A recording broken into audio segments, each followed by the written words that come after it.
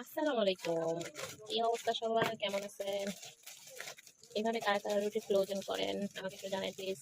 Hello guys, দেখেন আজকে অনেকগুলা রুটি বানাইলাম।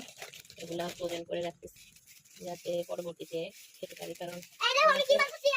মুশকিল হয় এজন্য হচ্ছে ফ্রোজেন করে রাখা। এই আর কি আর কিছু না। দাও এটা তুমি অলমোস্ট শেষ রাখা। এই আর কি। আমার এখানে যা আছে ২-৩ দিন অনায়াসে খাওয়া যাবে। ইন্ডিয়ান চিন্তা